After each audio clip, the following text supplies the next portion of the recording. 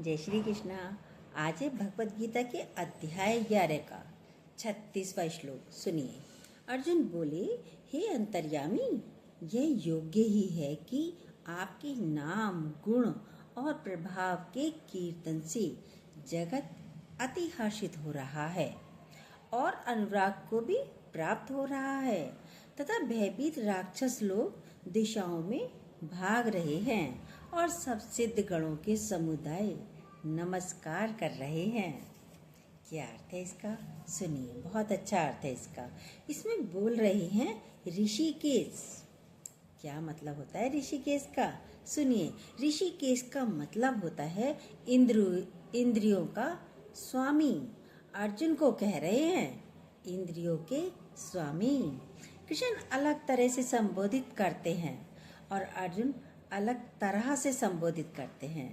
कह रहे हैं यह योग्य ही है आपके नाम, गुण और प्रभाव के कीर्तन। मतलब यहाँ पर अर्जुन को जो विराट रूप दिखा रहे हैं, अभी वो है तो जीव भाव में ही विराट रूप के दर्शन तो कराए, पर अर्जुन है तो जीव भाव में ही, अभी पूरी तरह से आत्मिक भाव में नहीं आया है अर्जुन। पर फिर भी जो उसने विराट रूप देखा, जो उसके भाव आ रहे हैं, विचार उठ रहे हैं, उनका वर्णन अर्जुन कर रहे हैं कि आपके नाम, गुण और प्रभाव के कीर्तन से जगत अति हर्षित हो रहा है। आपके नाम, गुण और प्रभाव ये कीर्तन से, ये खाली कीर्तन से नहीं होता है कि हम ढोल मंजीरे बजा रहे हैं। मतलब हमारा उठना, बैठना, बोलना ऐसा हो जो प्रभु की महिमा का गुणगान करे, ऐसा हो हमारा उठना बैठना। कीर्तन मतलब कीर्ति गाओ, प्रभु की कीर्ति गाओ। कि किसी ने पूछा कि हम लोगों का उद्धार कैसे होगा? किसी ने एक क्वेश्चन किया, हम लोगों का उद्धार कैसे होगा? जब आपके जीवन में भगवान आ जाएगा। अब भगवान कैसे आएगा भाई? जब उद्धार कैसे होगा? जब आपके जीवन में भगवान आएंगे। अब भगवान कैसे आएंगे? पहचानेंगे कैसे हम भगवान को? ये भगवान है, आएगा तो हम और आपकी शक्ल में। पहचानेंगे कैसे? तो बहुत अच्छा बताया, जब उनके साथ हनुमान होंगे। भगवान के साथ हर समय हनुमान होते हैं, वो सारा समय गुणगान करते रहते हैं। तो जो सिद्ध पुरुष हैं वह हनुमान सदृश्य भगवान का गुणगान करते रहते हैं। और वो कौन होते हैं? वो गुरु होते हैं जो सारा समय भगवान का गुणगान करते रहते हैं। और जो उनके समीप रहते हैं तो उनके गुणगान सुनकर आपके अंदर में एकदम परिवर्तन नहीं होगा। आप भी भगवान गुरु के साथ रहते रहते उन्हीं की तरह हो जाते हो, गुणगान करते रहते हो। अब आप सोचो मैं गुरु के साथ रहता हूँ, एकदम परिवर्तन हो जाए? नहीं, रहते रहते रंग आता है। मेहंदी लगाने के तुरंत बाद एकदम रंग नहीं आता, हल्का सा फर्क पड़ता है, बस डार्क नहीं होती। लेकिन लगे लगे लगे लगे थोड़ी देर बाद तब पूरा रंग आता है। इसलिए बताया गुणगान में क्या है, यानी कीर्ति गाना भगवान की, बस यही गुणगान है। भगवान कैसा है, आपके मन में भी वही भाव उठ रहे होंगे, आ रहा होगा भाव। वो निष्कामी हैं, वो सेवा वाले हैं, वो निर्मोही हैं, विकार रहित हैं, दूसरों के हित में जीवन जीते हैं। ऐसा तो गुरु ही होता है। भगवान की स्तुति यानी कीर्तन, भजन में भी कीर्तन होता है, भजन में भी कीर्तन होता है। भीतर गुणगान तभी चलेगा जब हम श्रवण, मनन, निध्यासन करेंगे। सुनेंगे, पहले श्रवण करेंगे, फिर मनन करेंगे गुरु की बातों का, फिर निध्यासन करेंगे। आपके नाम, गुण, प्रभाव के कीर्तन से जगत हर्षित हो रहा है। अर्जुन कह रहे हैं भगवान से। संसार में हम सोचते हैं आनंद धन पदार्थों में मिल जाएगा। आनंद कैसे मिलेगा? सोचते हैं भाई किससे आनंद मिलेगा? धन से मिलेगा, पदार्थों से मिलेगा, दोस्तों के साथ घूमेंगे बैठेंगे तब मिलेगा। संबंधों से मिलेगा। पर यहाँ पर जो बोल रहे हैं, आप आनंदित तभी हो सकते हैं जब आपके आसपास ईश्वर का गुणगान होता हो। सच्चा आनंद तो तभी आता है संतों का आपके जीवन में आगमन हो। आपके जीवन में संतों का, अपने जीवन में संतों को स्थान दीजिए। पहले जमाने में संतों को स्थान दिया जाता था। संतों के संग से ऐसा लगता है कि बाहर से तो कुछ नहीं मिलता, पर अंदर से पूरा परिवर्तन हो जाता है। तभी तो कहते हैं अब हमें मोह नहीं रहा, अब लोभ नहीं रहा। पूरा परिवर्तन। भगवान देते हुए नहीं दिखते, संत देते हुए भी नहीं दिखते, पर झोलियां सबकी भरी दिखती हैं। अर्जुन के अंदर दोनों भाव उठ रहे हैं, गुणगान भी कर रहे हैं और भयभीत भी हो रहे हैं। राक्षस लोग भाग रहे हैं। राक्षस मतलब एक तो बुरी प्रवृत्ति वाले होते हैं, राक्षस, उन्हें राक्षस कहते हैं। दूसरा हमारे भीतर ही बुरी प्रवृत्ति है, जो हमारे विकार हैं, ये राक्षस सदस्य हैं। राक्षस क्या करते हैं? तंग करते हैं, मारते पीटते हैं। ये विकार हमारे अंदर राक्षस प्रवृत्तियां हैं, जो सारा समय हमें उलझाती रहती हैं, परेशान करती हैं, दुख देती हैं, दुखी करती हैं। हम अपने ही विकारों के कारण उलझे हैं, दुखी हैं, चिंतित हैं। किसी में सामर्थ्य नहीं कोई वरना हमें दुखी कर सके। बताइए कोई कर सकता है? मतलब ही नहीं। बोल रहे हैं ये भाग रहे हैं राक्षस, पर कब भागते हैं राक्षस? बोला कीर्तन से, भगवत भजन से, भगवत गुणगान से भागते हैं राक्षस। जो हम ईश्वरीय महिमा में होते हैं, परमात्मा के संग होते हैं जब हम, जैसे आप जंगल से गुजर रहे हैं और अकेले हैं और सामने कोई जानवर आ जाए तो डर लगेगा, आप भागेंगे, डरेंगे भी। अभी न्यूज़ में भी आ रहा था, सुना था कुछ समय पहले कि शेर हाथी के पीछे भाग गया। शेर आ गया, चारों तरफ भगदड़ मच गई। हाथी के पीछे भाग रहा है, पड़ गया हाथी के पीछे। तो हम अकेले हैं तो भयभीत रहेंगे, पर यदि आप सबके साथ हैं तो भय का कोई कारण ही नहीं होता, भयभीत नहीं होते हैं। और कोई जानवर पीछे पड़ जाए तो उसको भी भगा देंगे, डंडा लेकर, आग जलाकर। वो जानवर भी भाग जाता है कि भाई इतने सारे मेरे पीछे पड़ गए। तो ऐसा ही है, जब आपके जीवन में गुरु नहीं है, परमात्मा नहीं है, तो ये राक्षस, विकार, बुरी आदतें, बुरी प्रवृत्तियाँ, आपके अंदर ये दुर्भावनाएं जो उठती रहती हैं, ये आपको भयभीत करती रहती हैं। विराट दर्शन क्या है? उसको विराट दर्शन दे रहे हैं अर्जुन को भगवान। क्या है विराट दर्शन? सुनिए। विराट दर्शन में बोला, हर एक में मैं हूँ, अच्छे में बुरे में सब में बोला है भगवान ने मैं हूँ। पीपल में भी मैं हूँ तो नाग में भी मैं हूँ। अर्जुन को विराटता नजर आ रही है। लोगों के साथ संत लोगों के साथ बैठते हैं तो वो ही हमारे अंदर भी अनुभव करा देते हैं। तभी हमारे अंदर अनुभव होने लगता है जब हम संतों के साथ बैठते हैं। जब आपके अंदर ये भाव उठेगा, है ही परमात्मा, है ही ईश्वर, तो राक्षस लोग भाग जाते हैं। आपको भगाने नहीं पड़ेंगे, वो भयभीत होकर भाग जाएंगे। आप बोलते हैं अब हम इच्छा रहित हो गए, तभी बोलते हैं ना, अब हम इच्छा रहित हो गए, लोभ रहित हो गए, अब चित्त हमारा धीरे धीरे मोह रहित हो रहा है, अहंकार तो गायब ही हो गया है। गुरुजी से सब यही कहते थे, किसका अहंकार करें जब करी भगवान रहा है। अहंकार किसका करेंगे? धन का, वस्तुओं का, किसका अहंकार करें?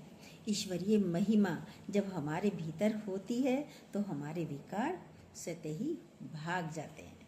इसलिए सत्संग की महिमा है। सत्य का संग होता है, यानी कीर्तन होता है, तब कीर्तन होता है। स्तुति चलती रहनी चाहिए, तभी स्थिति बनती है।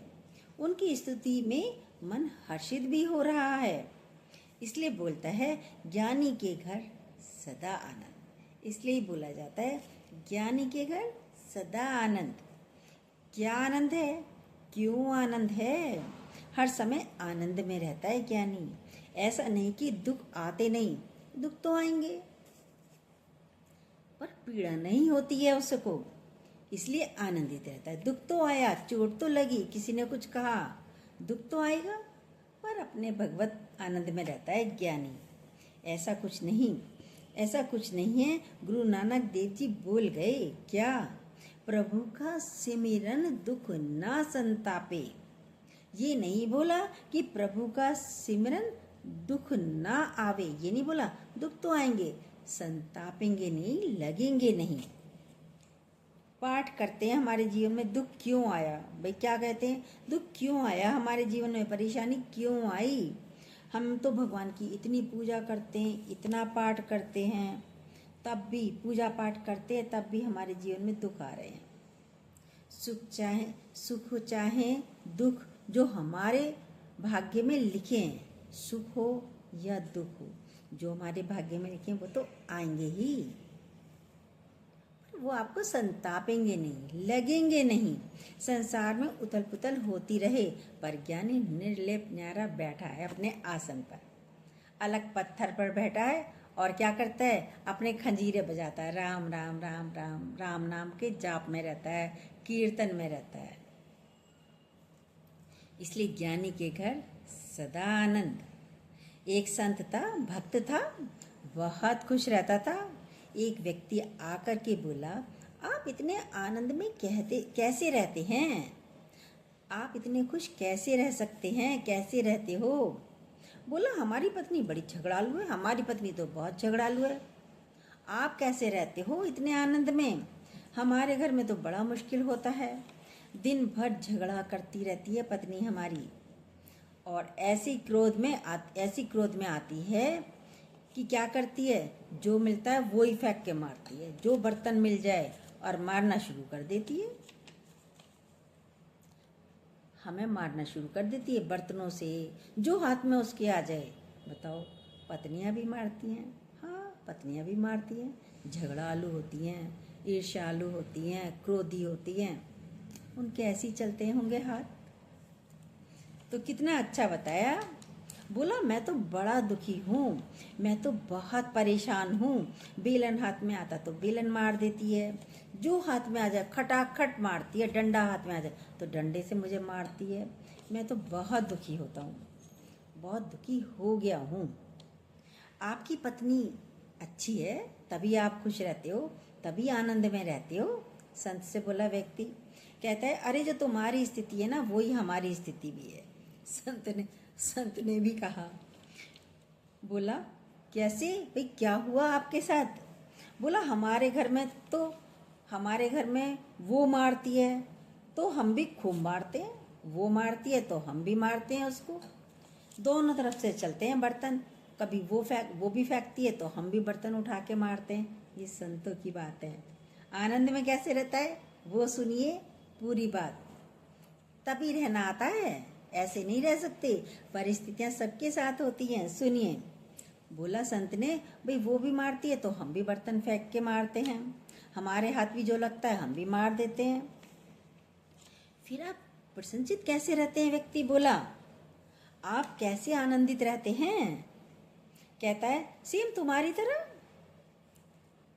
स्थिति हमारी भी ऐसी है, तुम्हारी तरह स्थिति है हमारी भी। फिर कहता है, हमारे घर में तो आनंद ही रहता है, लेकिन हमारे घर में आनंद ही रहता है। कहता है, कैसे रहता है आनंद। कहता है, जब वो मारती है और मुझे लग जाता है तो वो ठहाका मार के हंसती है, हा हा हा करके हंसती है, और जब मैं मारता हूँ उसके लग जाता है तो मैं हंसता हूँ, और जब किसी का नहीं लगता तो वो दुखी होता है, और लगता है तो वही हंसता है। पर जब लग गया तो हंसता है, किसी ना किसी के तो लगेगा ही, तो वह हंसता है, आनंद खोजा जाता है। वो मारपीट में भी आनंद ले रहे हैं, संत है, ज्ञानी है, वो मारपीट में भी आनंद ले रहे हैं, परेशान नहीं हो रहे हैं। ये तो अति दिखा दिया, ऐसा होता नहीं है किसी के घर में। ये गुरु समझाने के लिए बताते हैं। इतनी खराब परिस्थिति किसी की नहीं होती है कि ज्ञानी कैसी भी स्थिति में हो, कैसी भी परिस्थिति में हो, ज्ञानी मतलब जो संत है, शांत है, गुरुजनों के साथ रह रहे हैं, परमात्मा की महिमा में है, वो आनंदित रह सकता है। जो परमात्मा की महिमा में रहता है वो हर स्थिति में, परिस्थिति में, हालतों में आनंदित रह सकता है। अपने आप को देखिए, रहिए ना परमात्मा के साथ। वो हर्षित हो रहे हैं, उनके गुण और प्रभाव से जगत अति हर्षित हो रहा है। जिसने ईश्वर की महिमा सुनी वो ही हर्षित हो सकता है। हर्षित होना मतलब जब परमात्मिक स्थिति में आ जाते हैं तो ये परम आनंद की स्थिति होती है।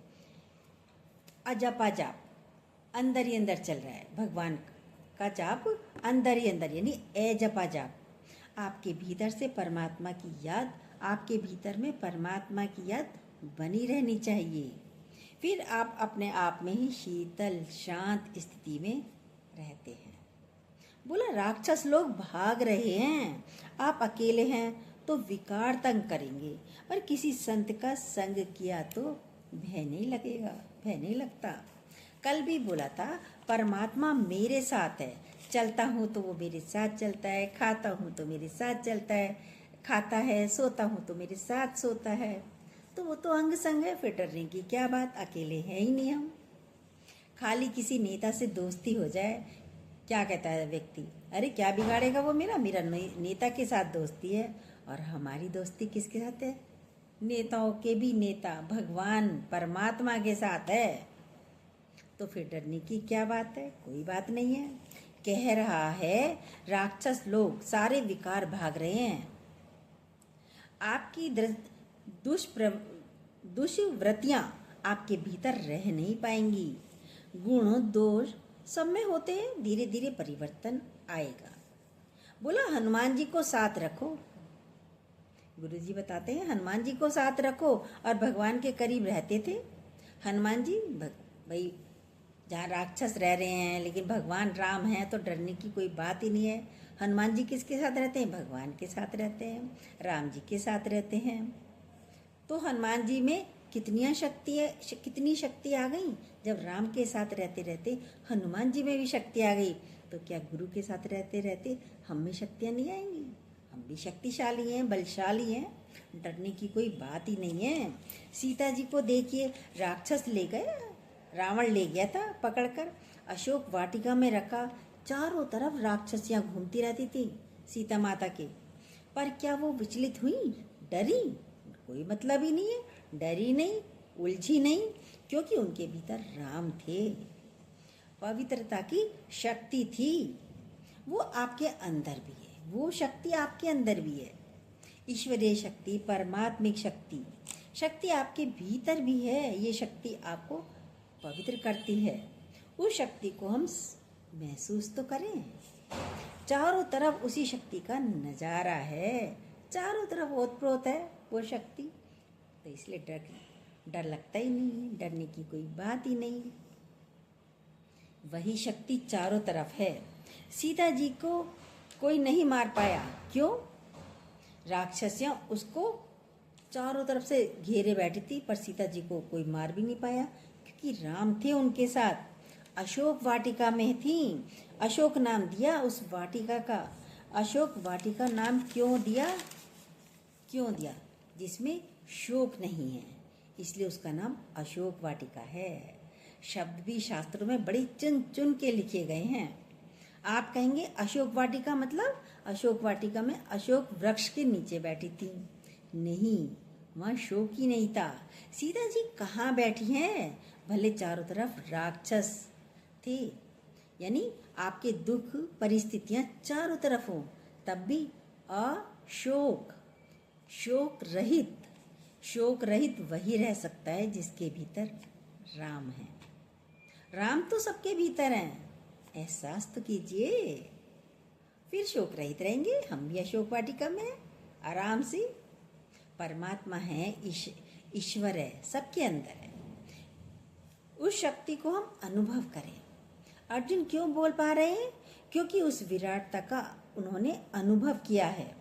मिले जुले भाव उनके अंदर हो रहे हैं, अनुभव तो किया, मिले जुले भाव हो रहे हैं। एक पिता का हाथ यदि सर पर होता है बच्चे के, तो मस्त तो इससे चलता है, चाहे वो एग्जीबिशन घूमने जाए, नुमाइश घूमने जाता है, मेले में जाए, कहीं भी जाए, घर में रहे, बड़े मज़े से रहता है, इंजॉय करता है। बिजनेस करे ना करे, पिता कर रहे हैं ना, कोई बात नहीं, आराम से बैठ के खाता है। पिता भी कहता है अरे कोई बात नहीं, तू घूम फिर, मैं हूं ना अभी, तू घूमिया जा, मैं हूं ना अभी।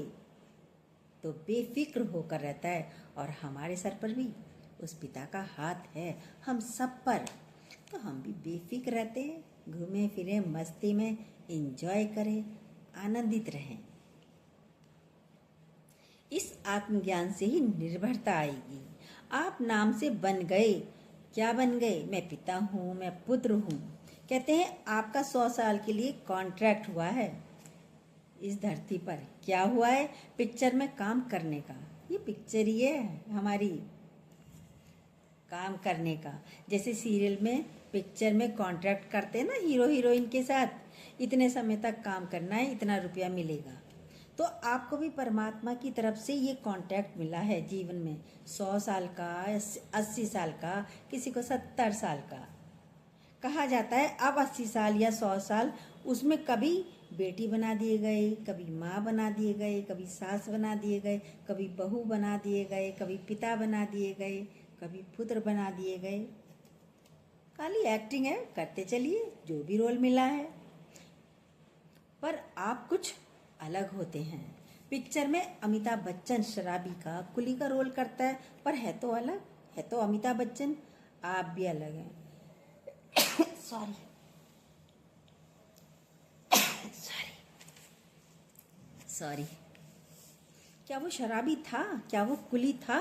नहीं, भीतर से तो वो अलग है। हम भी यहाँ एक्टिंग के लिए आए हैं। ये आत्मज्ञान, ये भीतर से ज्ञान होना चाहिए, तभी आप समझ पाएंगे। आत्मिक ज्ञान क्या होता है? जो मैं हूँ, मैं उसको जानूं। जो मैं हूँ, मैं उसको जानने आया हूँ, मैं उसको जानूं।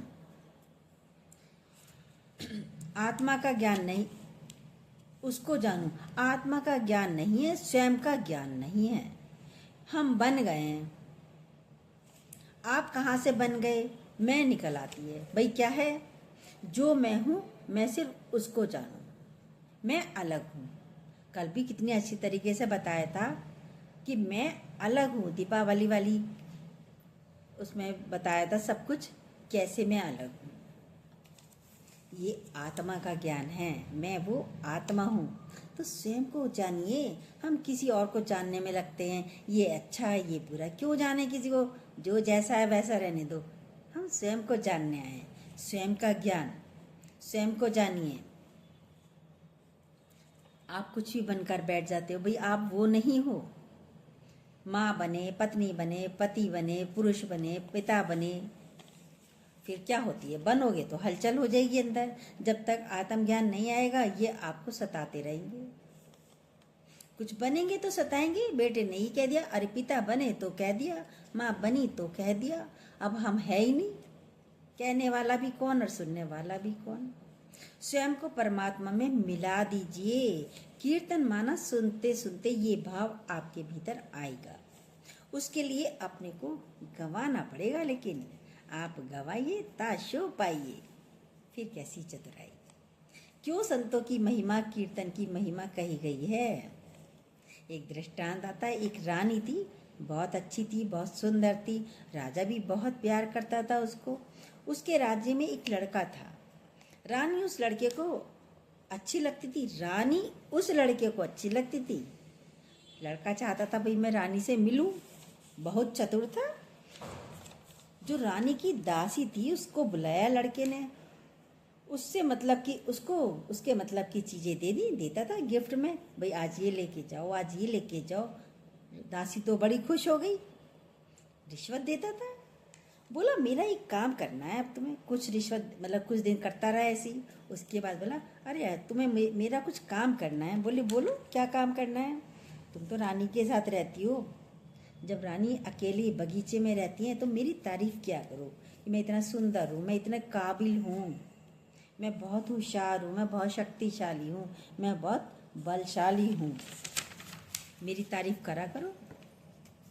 बोली बस ये ही, इतना ही करी? हाँ बस इतना ही करना।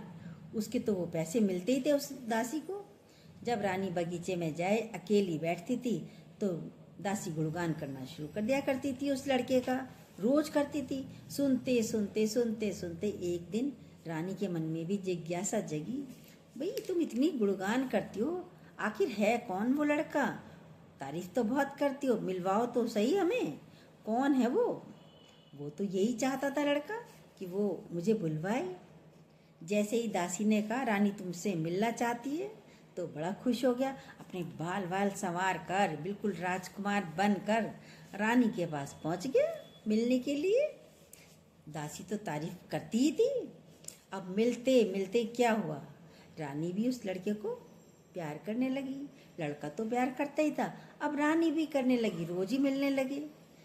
तो क्या हुआ, ये कहते हैं उसने हासिल किया रानी को, लड़के ने हासिल किया रानी को। ऐसे ही परमात्मा है, उसकी महिमा सुन सुन कर, कीर्तन कर करके आपके भीतर भी प्रेम जगेगा। महिमा तो करिए, ऐसे नहीं कि भगवान गाड़ी दे दो। हम क्या मांगते हैं? गाड़ी दे दो, स्वास्थ्य दे दो, बेटा दे दो, नौकरी दे दो, घर दे दो, परिवार दे दो, ये मांगते। ऐसे भगवान नहीं मिलता है। सबके भीतर यही सब चलता रहता है ना। गुरु के साथ रहते हैं तो भगवान का गुणगान हमारे भीतर चलता रहना चाहिए। वो क्या है, कैसा है भगवान? आपका मन हर्षित होगा। बोले सिद्ध नमस्कार करते हैं, सिद्ध पुरुष नमस्कार कर रहे हैं। सिद्ध खाली संत नहीं, जब आपके अंदर भी सिद्धता आ जाए तभी नमस्कार होता है भगवान को, तभी मन झुकता है। स्वतः होता है ये, स्वार्थ में नतमस्तक नहीं होता। स्वार्थ में किसी के आगे ये मस्तक झुकता नहीं। मतलब जिसने आत्मज्ञान को सिद्ध कर लिया वो ही सिद्ध होता है। खाली गेरुए वस्त्र पहनकर सिद्ध नहीं होते हैं। जिस समय आप सिद्ध हो गए, अहम ब्रह्मस्मि तत्वमसि, यही सिद्धता है। ऐसे ही रहना है। किसी ने कहा मौन नहीं होता है।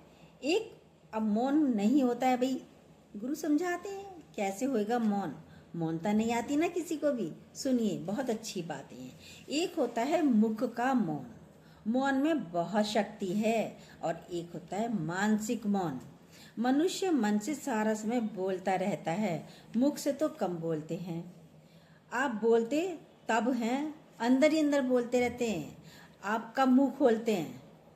मुख से कब बोलते हैं? जब अंदर वाला इतना बोल चुका होता है तो मुख बोल पड़ता है। जब मुंह ज्यादा अंदर वाला बोल चुका होता है, थक गया, तब मुख से बोल देते हैं, तब मुख बोल पड़ता है। तो मौन होने के लिए पहले अपने अंदर भीतर मानसिक मौन होना चाहिए। पहले अंदर मानसिक मौन होना चाहिए। विचार शुद्ध हों। आपके अंदर जो विचार चल रहे हैं संसार के बातों, संसार के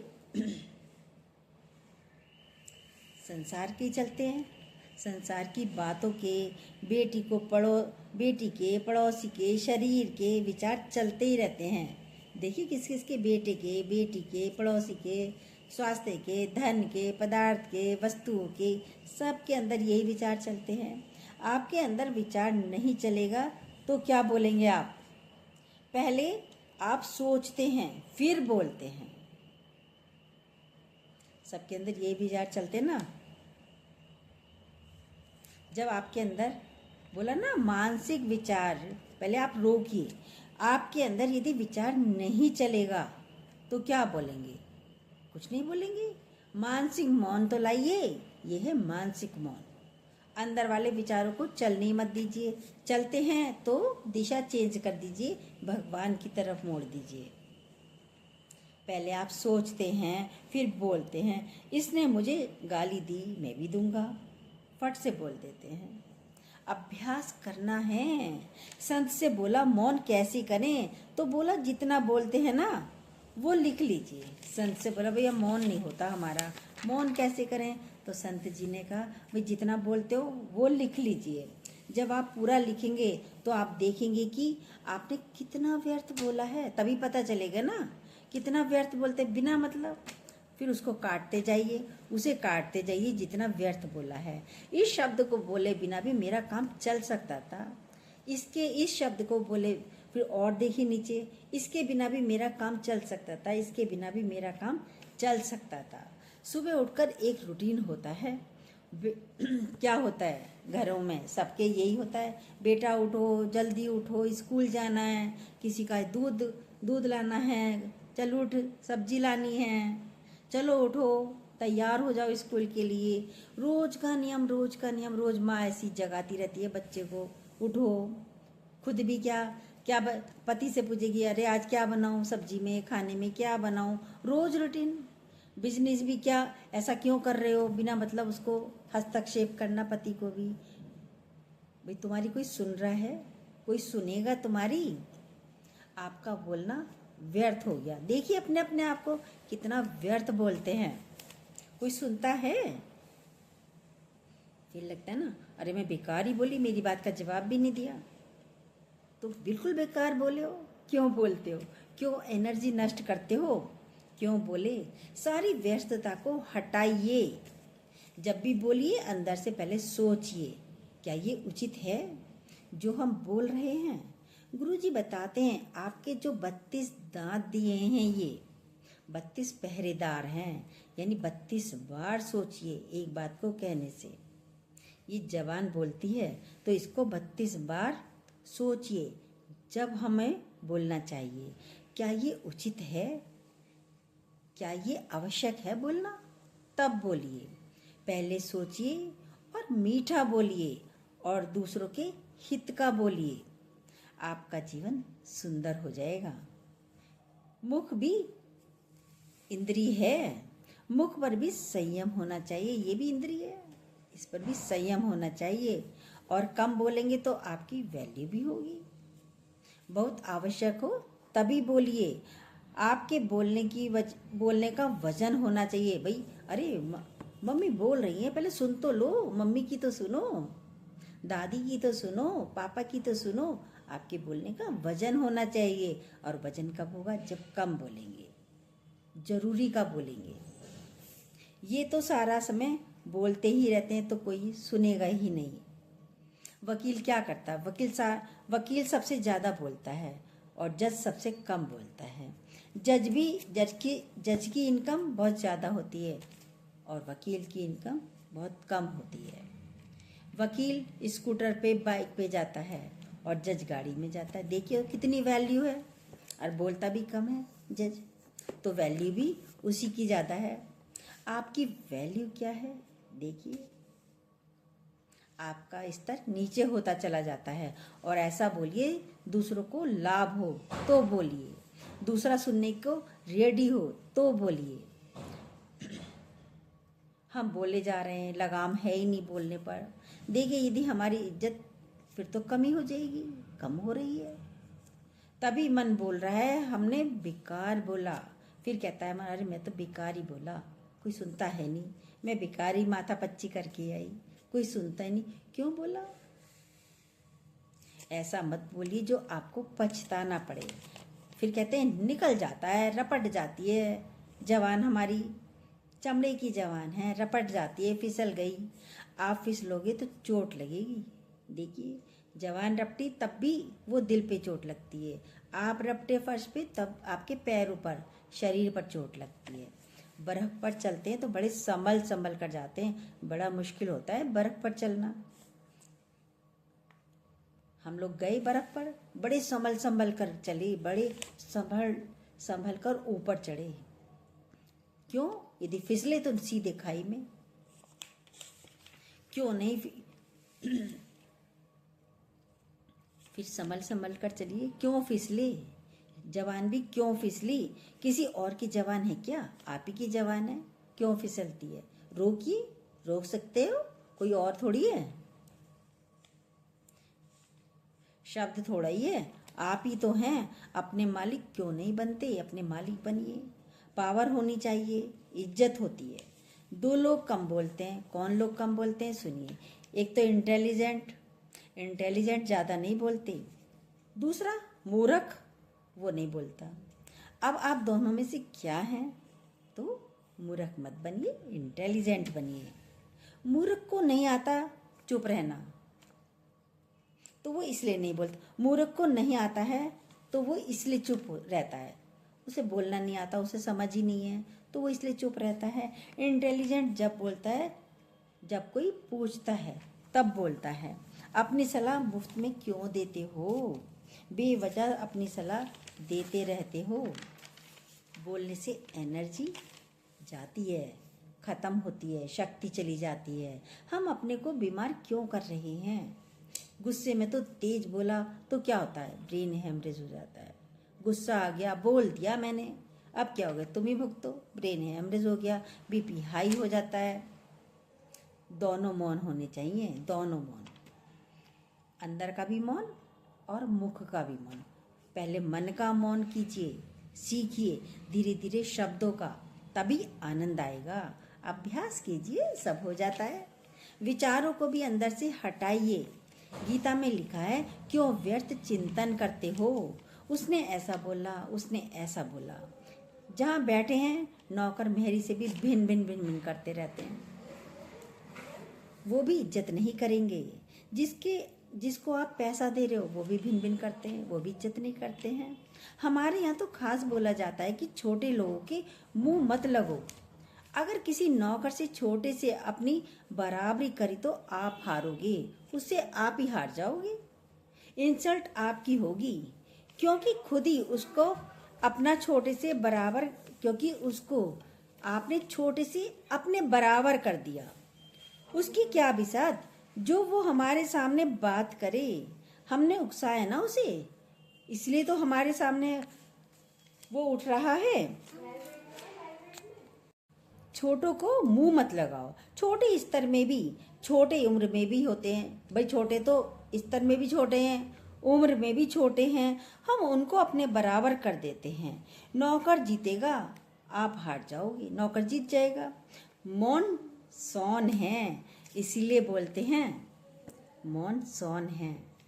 अच्छे रहिए ना, मौनता में रहिए। उनको अपने बराबर क्यों करते हो आप? जय श्री कृष्णा। जो न्यू हो प्लीज़ सब्सक्राइब कीजिएगा, बेल को दोबारा प्रेस जरूर कीजिएगा और अपने लाइक कमेंट जरूर दीजिएगा।